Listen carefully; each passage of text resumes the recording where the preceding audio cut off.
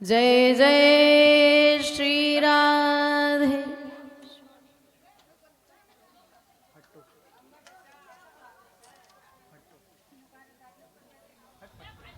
एक बार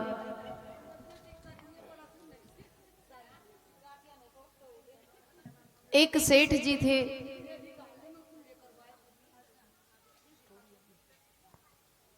उन सेठ जी के 3 पुत्र थे, कोई बेटी नहीं थी।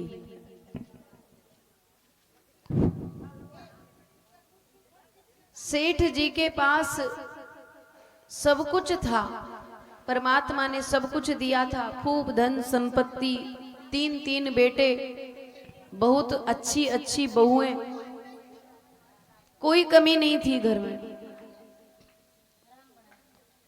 एक दिन सेठ जी अपनी दुकान पर कुछ उदास बैठे थे।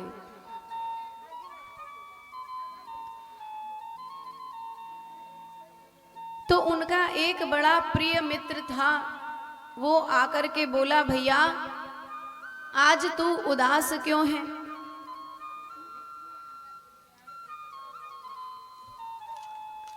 तो सेठ जी बोले, भैया मैं उदास इसलिए हूं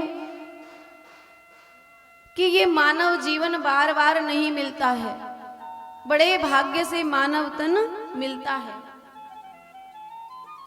और ठाकुर जी ने मुझे 3 बेटे दिए, 3 बहुएं दी, खूब धन संपत्ति दी, कोई कमी नहीं है मेरे घर में। लेकिन कहते हैं कि जिसके घर में एक बेटी न हो उसका आंगन सूना रहता है। पुराने बड़े बूढ़ों की कहावत होती थी, अगर अपने बेटी नहीं होती थी तो किसी पड़ोसी की बेटी का विवाह अपने घर से किया जाता था। माने जिस आंगन में बेटी के फेरे न पड़े हों वो आंगन सूना कहलाता था। तो कहा कि सब कुछ है मेरे घर में, एक बेटी की कमी है, और अब बुढ़ापा आ गया है, बेटे अपने कारोबारों में व्यस्त हैं, कभी अगर मन दुखी हो तो कोई मन की बात सुनने वाला नहीं है। बेटी जब अपने मायके आती हैं ससुराल से तो अपने माता पिता के पास बैठ कर के एकांत में उनके मन की बात को सुनती हैं। पर बेटों के पास आजकल इतना समय ही नहीं होता। बेटों के तो रंग रूप ही बदले हुए हैं आजकल के। ये बैठे हैं हमारे बालक, दिन भर कथा में और कथा के बाद फोन में।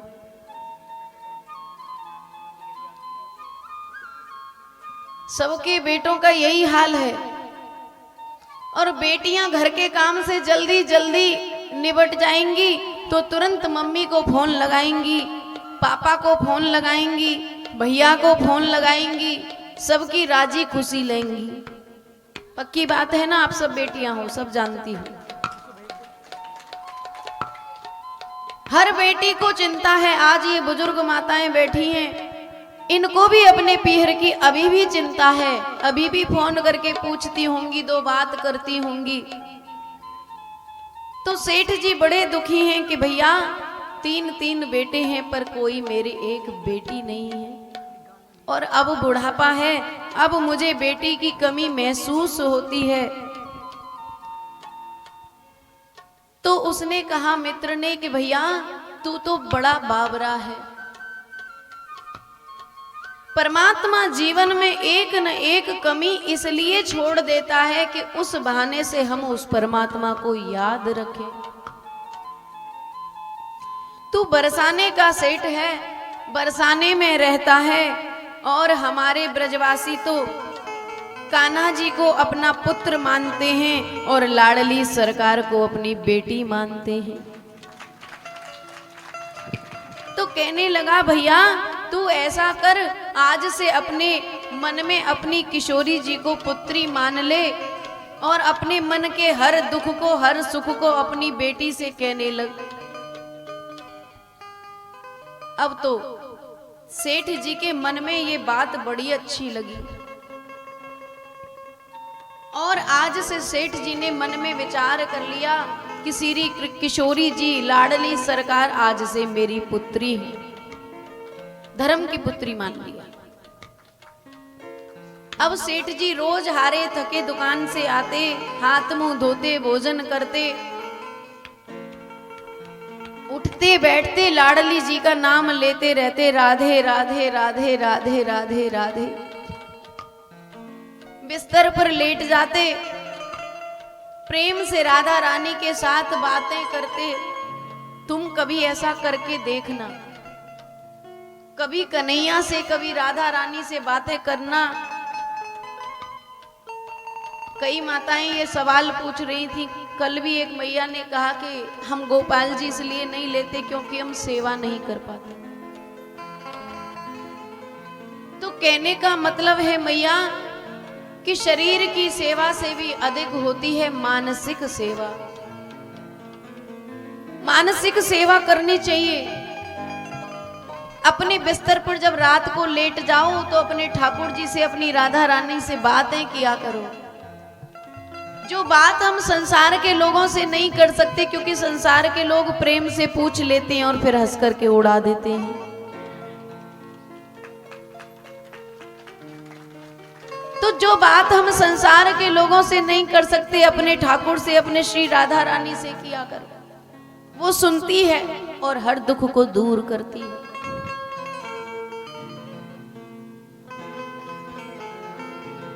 सावन का महीना आया, सेठ जी ने मनिहारी से कहा कि जाओ, सावन का महीना है, तीनों बहुएं अपने मायके जाएंगी, जाकर के चूड़ी पहनाया हो। जो बड़े बड़े पैसे वाले लोग होते हैं वो दुकान पर नहीं जाते, दुकान उनके घर आ जाती है। तो मनिहारी चूड़ी पहनाने के लिए आई और हमेशा की तरह तीनों बहुओं को चूड़ियां पहना दी। तीनों बहू जब चूड़ी पहन चुकी तो एक छोटी सी बालिका आती है और कहती है, मैया मोकू भी चूड़ी पहना दे।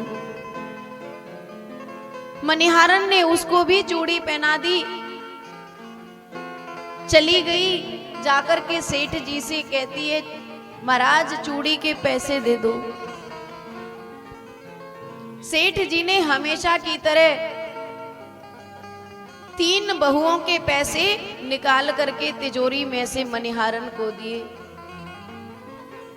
अब तो मनिहारन बोलने लगी कि बाबा, अरे सेठ जी, 4 लोगों को चूड़ी पहना करके आई हूं, आप 3 के पैसे क्यों दे रहे हैं, 4 के पैसे दो। सेठ जी बोले, मेरे घर में तो 3 ही बहू हैं और 3 को ही हमेशा चूड़ी पहनाती है। सेठ जी मन में विचार करने लगे कि कहीं इसके मन में लालच हो गया है, झूठ बोल रही है, 4 के पैसे मांग रही है। तो सेठ जी ने कहा कि ऐसा है, 3 के पैसे ले जा, 1 के पैसे कल घर पे पूछ करके जब दूंगा। हमारी और आपकी भक्ति भी ऐसी ही है। बाजार में जाते हैं, अपने बालकों के लिए खेल खिलौना, कपड़े इत्यादि खरीद लेते हैं, पर मन में ये याद नहीं रहता कि घर में लड्डू गोपाल भी विराजमान हैं। वे भी हमारे ही परिवार के सदस्य हैं। मनिहारन लौट कर चली गई, 3 के पैसे लेकर के 1 के उधार कर दिए। आज जब सेठ जी घर में आए और जैसे नित्य किशोरी जी को आवाज लगाते थे तो उनके हृदय में लाडली सरकार की बड़ी सुंदर छवि आती थी। मुस्कुराती हुई राधा रानी, खेलती हुई, खूब बाबा से हटखेलियां करती, हंसती, लेकिन आज जब सेठ जी ने आवाज लगाई तो राधा रानी गुस्से से लाल है। जैसे बेटियां रूस जाती हैं ना, छोटी छोटी जो बच्चियां होती हैं उनको किसी चीज के लिए मना कर दो तो हमारे घर में जो बेटी है वो रोती नहीं है, आंखों में गुस्से के मारे गाल लाल रहेंगे, आंसू भरे रहेंगे, लेकिन वो रोएगी नहीं, रोती नहीं है, पर लाल आंखें करके बस अपने आप को ये शो करेगी कि मैं आपसे नाराज हूं। तो ऐसे ही आज सेठ जी को राधा रानी मुस्कुराती हुई दिखाई नहीं दे रही हैं, क्रोध में दिखाई दे रही हैं। बेटियां अपने पिता से ही अपने मन की बात को कहती हैं। एक बार को मां से कोई बात छुपा लेंगी पर बाप की सदा लाडली होती है। सेठ जी समझ गए मेरी बेटी आज मुझसे किसी भी कारण से नाराज है, कैसे मैं इनको मनाऊं, कैसे समझाऊं। पूछने लगे सेठ जी, अरे किशोरी, अरे लाडली राधे, मुझे बता कि तू क्यों नाराज है। और लाडली सरकार कहने लगी, बाबुल को घर जाने के और चूड़ी आई पैर, और 3 बहू तो याद रही, बाबुल में काहे गई गे। बेटियों का जब विवाह कर दिया जाता है फिर भी बेटियां माता पिता की इतनी चिंता करती हैं, तो उनके मन में एक ही सवाल उठता है कि हमारा कोई घर है कि नहीं है। जब बेटियां माता पिता के घर में होती हैं तो उनको ये समझाया जाता है कि बेटी फलाना काम करना सीख ले, तुझे पराये घर जाना है, तुझे अपने घर जाना है। 20 साल की बेटी हो जाती है, ये सुन सुन करके 20-22 साल बीत जाते हैं कि ये घर मेरा नहीं है, मुझे अपने घर जाना है। माने वो इंतजार करती है कि मैं अपने घर जाऊंगी, कोई मेरा दूसरा अपना घर है। और उसके बाद जब वो ससुराल चली जाती है तो सास ननद क्या कहती हैं कि ये तो पराये घर की है, ये क्या समझेगी, ये तो पराये घर की। माने घर को सजाने वाली, संवारने वाली, बनाने वाली बेटियां ही होती हैं। आप सब कौन हो? बेटियां ही हो। किसी ना किसी के घर की बेटी हो और किसी ना किसी के घर की बहू हो।